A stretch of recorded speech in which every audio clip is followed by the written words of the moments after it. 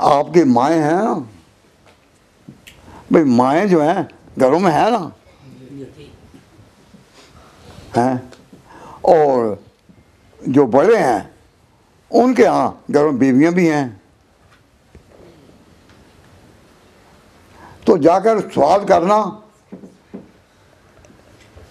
बच्चे की माँ से, जो आपका बच्चा है ना उसकी माँ से एक सवाल करना। मैं सवाल सिखा रहा हूँ आपको। क्या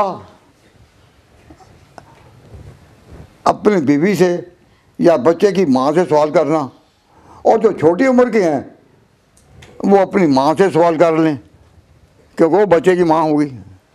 तो सवाल क्या करना है उससे, बेटी है उसे सवाल करना है कि बेटी रात को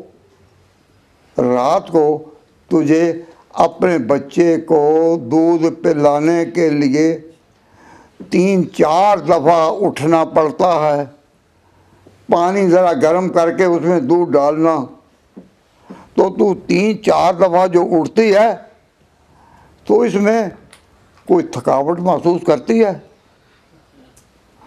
तो वो बच्चे की माँ कहेगी कि नहीं, 3-4 दफ़ा मैं उठती हूँ, मुझको दूध पिलाती हूँ, फिर उसको थपकी देकर सुलाती हूँ, सीने पर लिटाती हूँ और मुझे थकावट नहीं होती। वो कौन सी चीज़ है जिसने उसकी थकावट कम कर दी?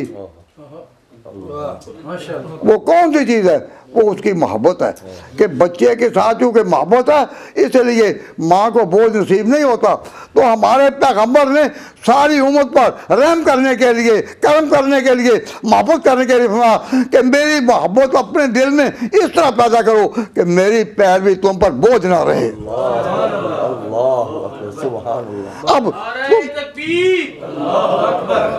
जब नमाजें पढ़ोगे, जब तरावी पढ़ोगे तो तुम्हारे अंदर से जो ईमान का रिश्ता है, खुदा की मोहब्बत वो पैदा हो गई होगी तो तुम्हारे लिए आसान होगा।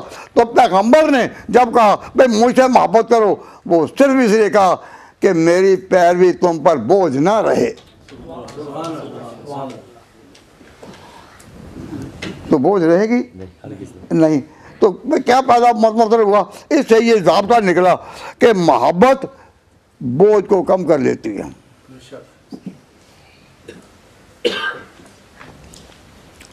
अब नबी पाक सल्लल्लाहु अलैहि वसल्लम ने अगर अपनी मोहब्बत मांगी तो इसलिए मांगी कि इन पर पैरवी का बोझ ना रहे, वरना पैगंबर की अपनी बात भी यही थी कि प्यार ढूंढो तो खुदा का, इन कुंतुम तुहिब्बून अल्लाह, अगर तुम अल्लाह से मोहब्बत करते हो तो मेरी पैरवी करो। मालूम हुआ पैगंबर की पैरवी है, मोहब्बत खुदा की है।